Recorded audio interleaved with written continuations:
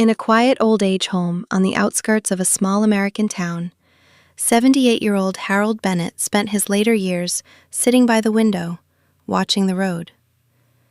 Every passing car made his heart beat a little faster. Maybe today, his son would come. Harold hadn't always been this lonely man. He had worked his entire life, built a small business, and raised his only son, Daniel, with love and sacrifice. He gave him everything: education, comfort, and trust, even transferring most of his assets into Daniel's name. He had intentionally kept one small property in his own name, thinking, "This I will never let go." After his wife passed away, Harold was emotionally broken, and that's when Daniel suggested, "Dad, this place will take better care of you." Within days, Harold found himself in that old-age home, holding a small bag and a lifetime of memories. At first, Daniel used to visit, once a week, then once a month, then only on holidays, and eventually, not at all. The calls stopped too. Every time Harold asked the staff, "Did my son call?" they gently shook their heads. Still, Harold would smile and say, "He must be busy. He'll come." Deep down, he knew the truth, but he refused to accept it. One day, a new resident arrived, Martha, an elderly woman abandoned by her 3 children. Unlike Harold, her eyes carried no hope.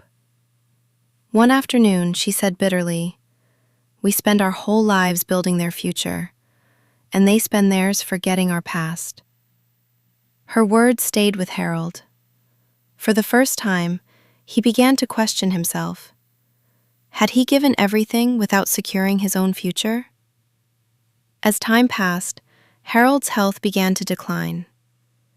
One day, a letter arrived from Daniel.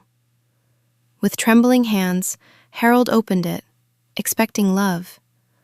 But instead, it was a legal document. Daniel wanted him to sign away the last remaining property still in Harold's name. There wasn't a single line asking about his health, not one word of care, just signatures. Tears filled Harold's eyes, not because of the property, but because he finally understood. He was no longer needed. That night, Harold made a decision. The next morning, he called a lawyer and transferred his remaining property and savings into a trust that supported abandoned elderly people.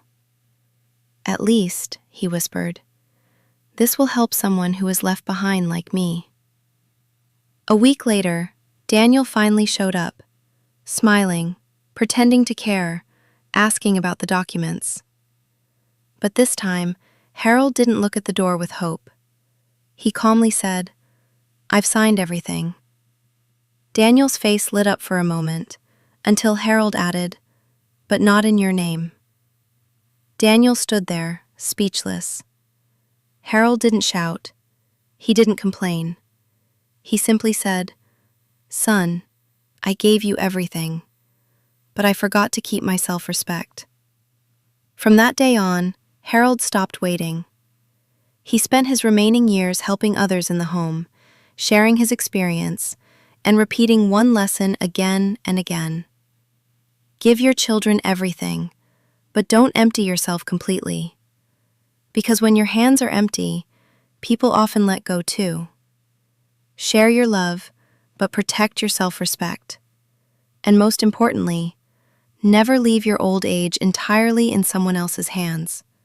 Prepare for it yourself. Because in the end, a person doesn't need money the most. They need dignity, peace, and the feeling that they still matter. Moral: love your children deeply, but never make them your only security. Secure your own life, keep control over your assets, and never sacrifice your self-respect. Because when time changes, even your own people can change too. Son, I gave you everything, but I forgot to keep my self-respect. When your hands are empty, people often let go too.